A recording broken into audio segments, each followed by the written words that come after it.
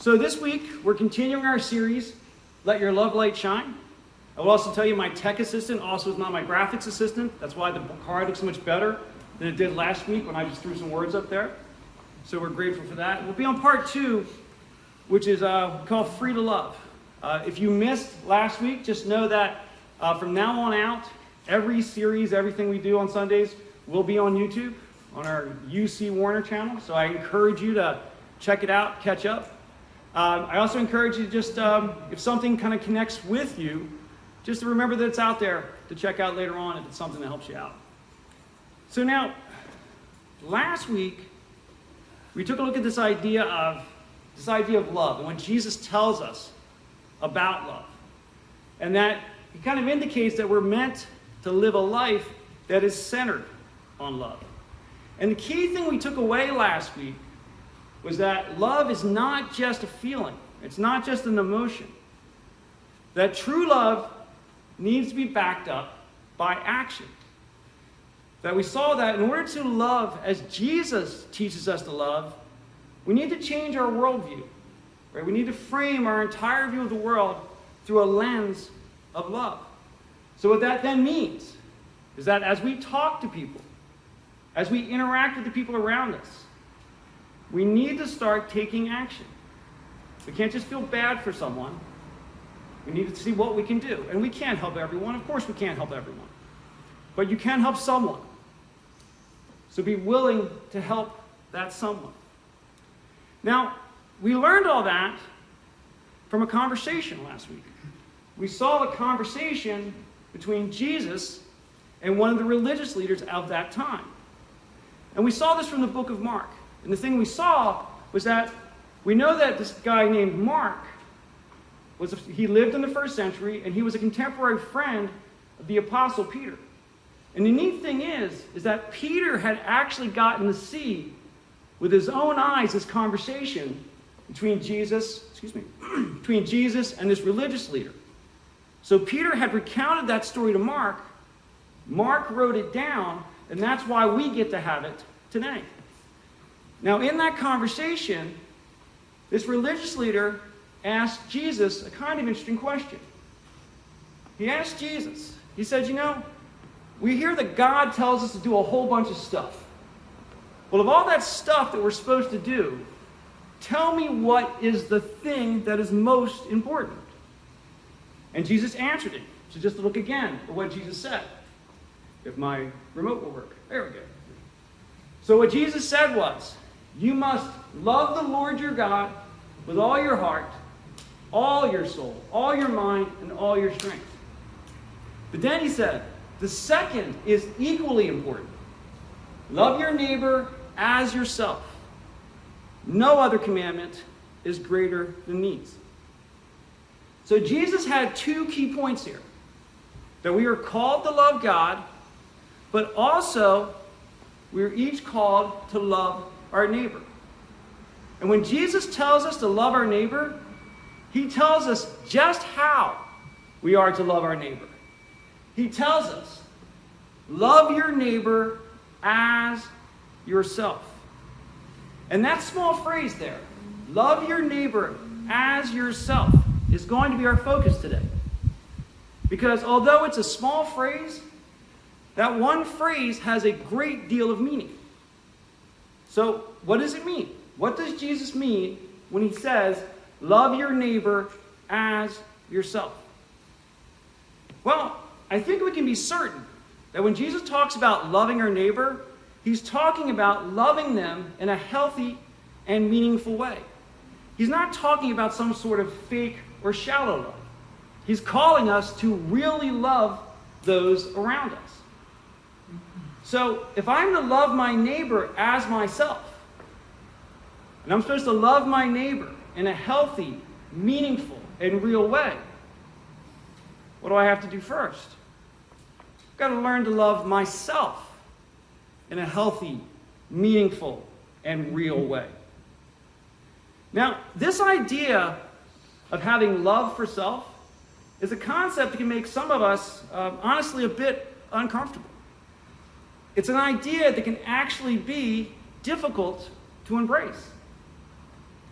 But it turns out that getting our arms around this idea can be a little bit easier if we're able to see ourselves as who we truly are.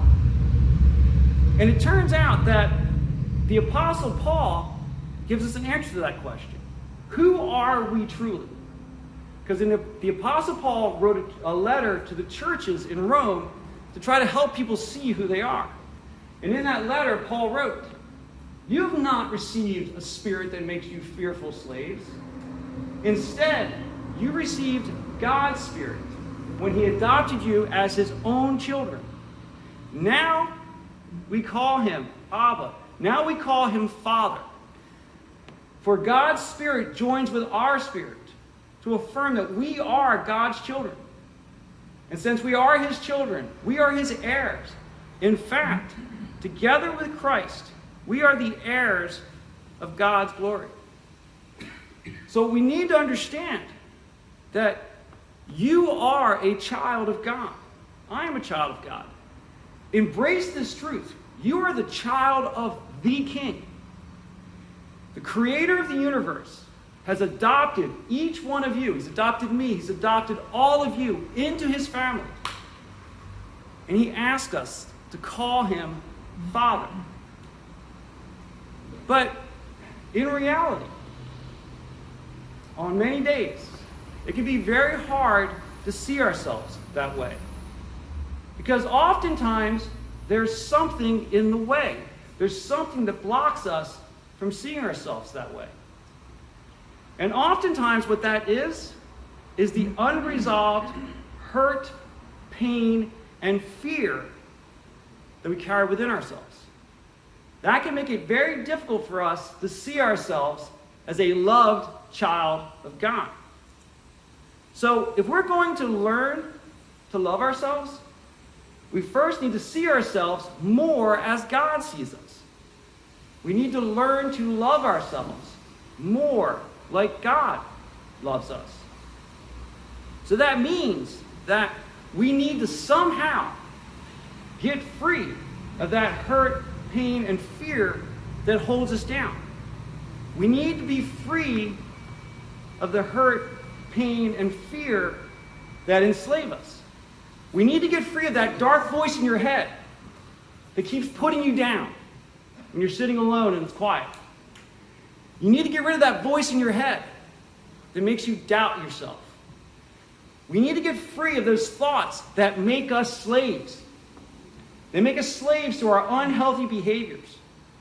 They make us slaves to negative attitudes toward ourselves. Now, that may sound like an awesome goal, but how do we get there? How do we get free of the stuff that holds us down? Well, it turns out there is actually a step-by-step guide to that. It's got exactly 12 steps in it, as a matter of fact. Now, don't freak out. I'm not going to go on a kind of AA binge here. Well, that's a weird word, AA binge. That's an unintentional bad joke, just so you know. As some of you know, prior to coming here, a big part of my recent history is I did work with inmates in jails and prisons, focused primarily on folks dealing with alcohol and substance abuse. And the work we did there was kind of interesting because it was faith-based and 12-step based. And we kind of merged those two worlds together. And the thing that I found as I did that work was that the 12 steps weren't about alcohol. They weren't about drugs. They were about something much bigger than that. And to this day, I actually anchor myself very much in those 12 steps. They remain a critical part of my own personal emotional health and wellness. In fact, I would go as far as to say that there is no chance of me standing here right now had I not done the work of the 12 steps. They freed me personally from the things that were holding me down. There's just negative attitudes and there's things that I was just struggling with all the time. Now, as most of you probably know, this idea of a 12-step program actually originated with Alcoholics Anonymous, or what we commonly call AA. But if you read the old history of Alcoholics Anonymous, kind of stuff written back in the 1930s. There was something going on, is that they were beginning to have a success level of helping folks that other things hadn't had. They couldn't help everyone. Everyone struggles differently. But they were having success where others weren't.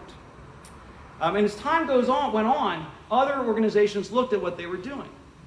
And they began to adopt those same 12 steps. But they applied them to a particular issue that they were trying to help folks with.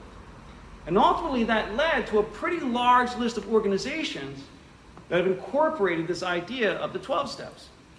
Now, of course, again, the one we probably know best is AA, which helps people struggling with alcohol. There's also Narcotics Anonymous for those who are struggling with chemical addiction. And there's lots of crossover between those. Some folks have chemical issues that go to AA and vice versa. But something else interesting happens. Al-Anon. Al-Anon is not for folks who are struggling with alcohol or drug addiction. It's for folks who live with people, who love people, who struggle with that. And those same 12 steps were somehow helping those people, even though they didn't have the actual issue. And then even Overeaters Anonymous. They use the 12-step principles to help folks that are struggling with overeating. And then even Celebrate Recovery, which describes itself as a Christ-centered 12-step recovery program for anyone struggling with hurt, pain, or addiction of any kind. And those are just, I got it off the website if you're questioning me. I actually took it from their website, so it actually says that. Right? So those are just some of the larger organizations. Then there's the ones that I'm aware of, but I am certain there are many others. I've actually worked with some smaller ones myself. So the question is, how is it that 12 simple steps, now I'll be really clear here, they are simple steps. They are all like one sentence long, but they are not easy steps. The work to do that is very hard. But how is it that 12 simple steps have been able to help so many different people in so many different situations? Situations that at first may appear completely unrelated. Well, I think we get a bit of a hint from the way Celebrate Recovery describes itself. Notice that it says, for anyone struggling with hurt or pain of any kind.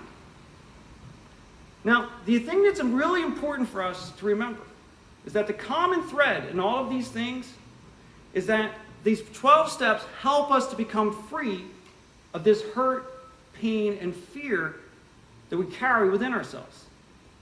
That in most cases, our undesirable behaviors are not themselves our problem. Rather, these undesirable behaviors are symptoms of something deeper inside of us. They're an outgrowth of something that's going on inside of us. In most cases, our undesirable behaviors are actually driven by this phrase I keep going back to. They are driven by the hurt, pain, and fear that are living inside of us. And this tends to be just as true whether we're talking about the things we commonly think of as addictions, things like alcohol and drugs, but it is equally true of much more subtle behaviors. Things like being short-tempered. Oh, I just get kind of frustrated a lot. That sort of thing. Or being judgmental. You're the only person in the world who knows how to do everything right. You're a perfectionist. I don't mean to pick on what you're doing, but I just need everything just perfect. Controlling. Right? Chronically interfering in other people's business. Right? All of these things are tied together. And these behaviors are inconsistent with loving our neighbor. In fact, all of these behaviors are explicitly unloving to our neighbor. These behaviors are harmful to ourselves, and these behaviors are harmful to others. And again, these, in general, come from an outgrowth of this hurt, pain, and fear within us. So, if we're going to learn to love our neighbor, we need to get to the root of the problem. We need to get what causes this behavior, which means that we need to be willing to do the work to free ourselves of this hurt, pain, and fear. And I think that kind of takes us back to where we started. To get free of the hurt, pain, and fear within us, we need to learn to more fully embrace God's love for us. We'll find that those two ideas link together. So to help us do that, what I'd like to do, just for the next few minutes, is quickly go through just the first 3 steps of the 12 steps. Now that may sound kind of strange. We're in church. Why are we doing that? Well, the first 3 steps focus specifically on our relationship with God. That is the focus of the first 3 steps. So a good place to start is the beginning. So we'll start with step 1. So step 1 says, we admitted that we are powerless over our destructive behaviors and attitudes, that our lives have become unmanageable. Now, this first step is a really, really important step. And honestly, having worked with a whole bunch of different people, in my experience, this is the hardest one. This is the hardest one of all. Because although we are generally willing to admit that, we may sometimes do things we wish we didn't, we tend to have a much harder time admitting that we are powerless to change.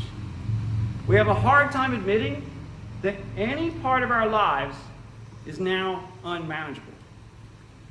But the thing that's kind of interesting is that this idea did not originate with the 12 steps.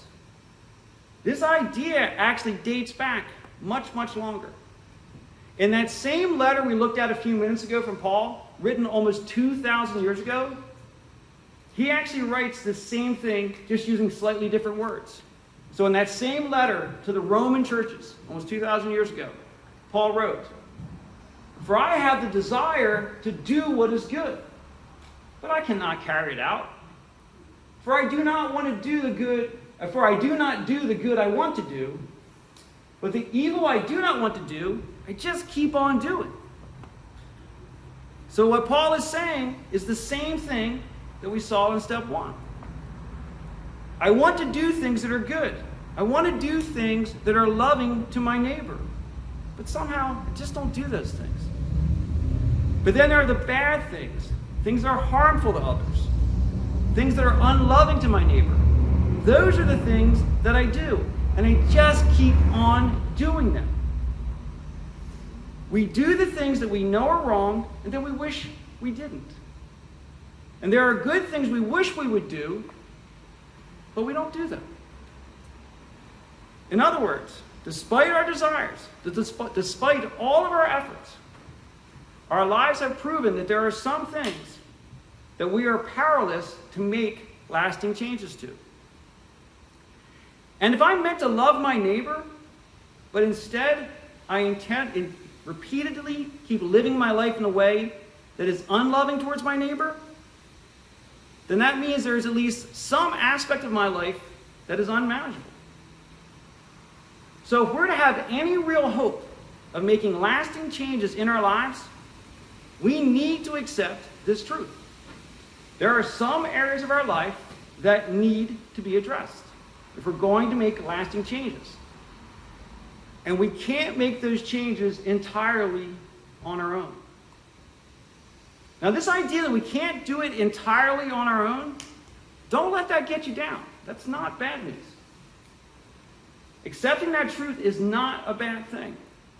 Understanding that there are some aspects of our life that we are just unable to change all by ourselves opens the door to transformation. Accepting the fact that we need some kind of help opens that gateway to finding the help that we need. And step 2 points us towards that help. It says, came to believe that a power greater than ourselves could restore us to sanity. In other words, there is a way to change. It's just that we can't make that change entirely on our own.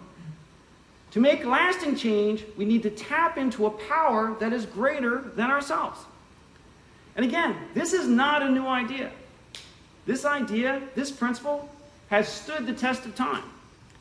If we actually go dig through the old Jewish scriptures, the scriptures we know as the Old Testament, documents that were written hundreds of years before Jesus was even born, we actually find this same idea. Because the book of Proverbs actually includes it. The book of Proverbs says, trust in the Lord with all your heart. Do not depend on your own understanding. Seek his will in all you do, and he will show you which path to take. So there are some things that we just can't do all by ourselves. There are some changes that we just can't achieve entirely on our own. For some things, we do need help. And this is a truth that can be very difficult to accept. And one reason that's the case is that there are often times where we can make some changes to our destructive behaviors entirely on our own for a little while. Sometimes even for a long while. Sometimes we are able to make changes through willpower alone. And sometimes those changes will last until they don't. In the AA world, this idea of using willpower actually has a name. It's called white knuckling it. And the reason that they use that phrasing, because it conjures up a visual image of exactly what we're trying to do in those cases. Is that basically we're there and we're just kind of grabbing on, right? We're just grabbing on, we're gritting our teeth, and they're like, I can do it, I can do it, I can do this all by myself. And you're holding on so tight that you're literally pushing the blood out of your fingers. Knuckles turning white because you've just held on so hard. And it hurts. And your hands ache. And you hang on until you can't. You're hanging on until you get too tired. Or you're hanging on until the ride gets too rough. Or maybe just the effort doesn't seem worth it anymore. But eventually, we just can't hang on that tightly anymore. Eventually, something gets the better of us. Eventually, something happens that causes us just to open our hands and slip back into that same behavior that we had worked so hard to stop. And it can be so many different things. It can be work stress. It can be financial stress, relationship stress. It could be just getting together with family at the holidays is more than you can handle this time. Whatever it is. There are 1,000 different reasons. But eventually, something will happen that causes us to lose the ground that we've gained, and we're back to doing what we said we just didn't want to do anymore. But that fact that we can't make these changes all on our own, that fact that willpower alone won't do it, is again something that opens the door for us. Because it opens the door to recognize that we've got to find help somewhere else. And step 3 shows us a far better way. Now this is unchanged language as it's written in the original 12 steps. Made a decision to turn our will and our lives over to the care of God as we understood him. And my friends, that is great news, because it means we do not have to do this all by ourselves. Whatever behaviors we're talking about, God will help us. And I want to really focus in on that ending phrase there. God, as we understood him. It reinforces that to get started, you do not have to get everything right. Wherever you are, you can start from right there. You do not have to have perfect faith. It is entirely okay to be filled with doubts about all of this stuff. That's entirely fine. Just trust in God as best as you can right now. He will meet you wherever you are. And when we do that, when we turn our lives over the care of God as best we can, the writer of the book of Isaiah tells us what will happen. Those who trust in the Lord will find new strength. They will soar high on wings like eagles. They will run and not grow weary. They will walk and not faint. So Isaiah tells us that when we trust in God, when we're willing to turn our lives over to the care of God as best we can, and allow God to bring changes into our lives, the process goes very differently. It's very different than when we try to make those changes by ourselves. When we try to make those behavioral changes in our own strength, when we try to white knuckle it, we get exhausted. But when we trust in God and we turn our lives over to the care of God, something different happens. Instead of being exhausted, we find strength. Now, to be clear, that doesn't mean we don't stumble. It doesn't mean that we don't struggle. But it means that there's something available, if we can just surrender to it, that will help us make another step. Even if we make 5 steps backwards, there's something there that will help us make another step. Rather than trying to carry that weight and our burden all by ourselves, if we can surrender to God, He will lighten that load just a bit.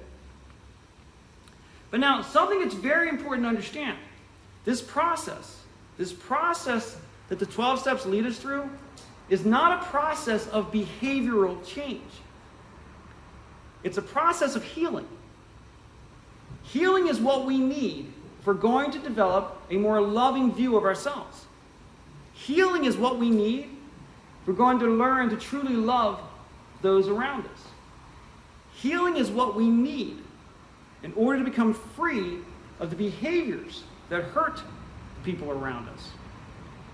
Because again, it's these hurts that we've experienced, the hurt, pain, and fear that we carry within us, it affects our hearts.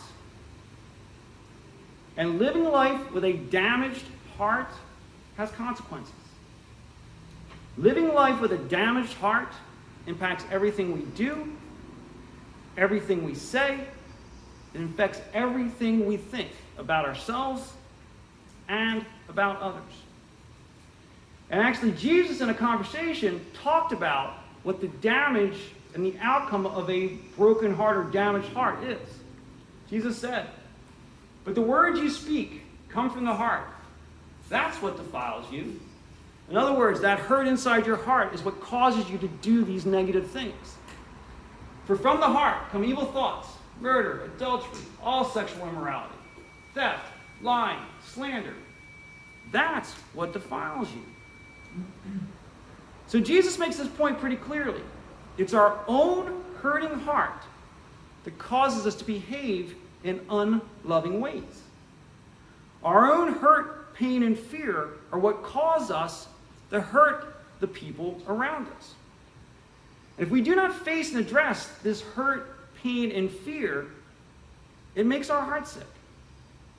And that sickness in our heart infects every interaction we have, every interaction with ourselves, and every interaction with those around us.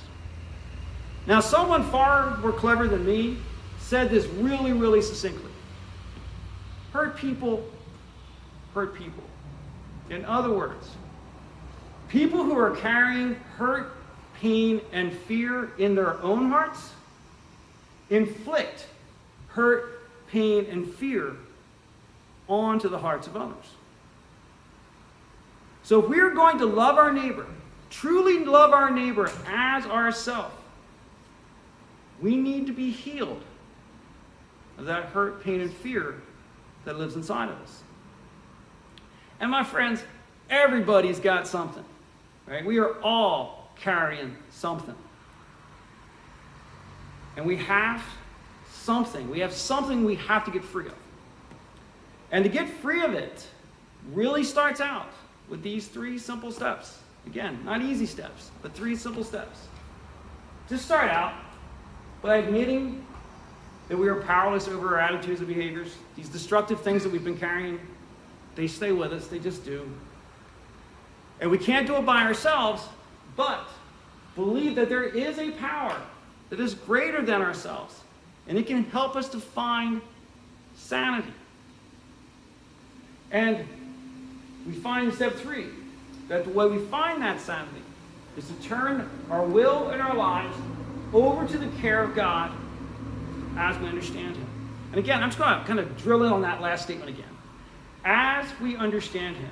In so many of my conversations I've had over the years, people get to kind of tell me, well, I don't believe everything you believe. And I say this in the most loving way, I don't care. I don't care.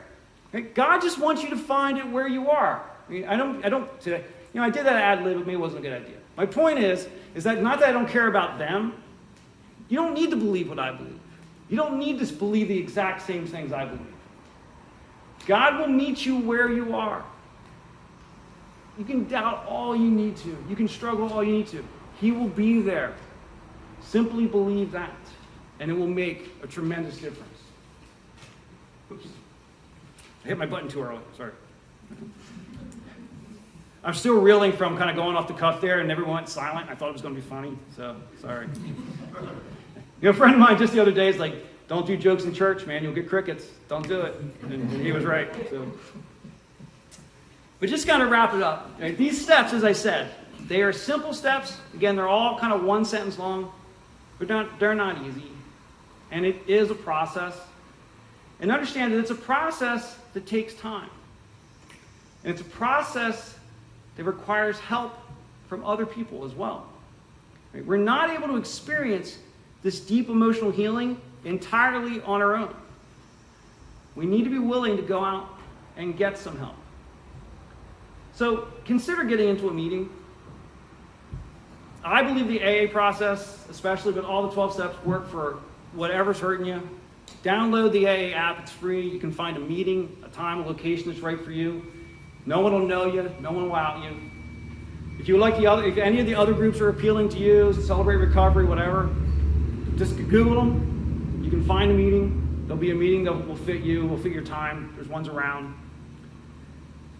Also, if you don't feel good about a meeting, see a counselor. I will admit, I spent a lot of time with counselors over the years. It makes a difference.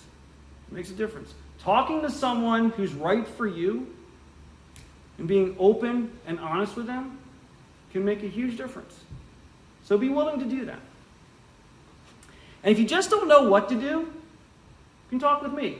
I can't solve it for you, but what we can do, let's set up a time. Let's talk about what you're experiencing.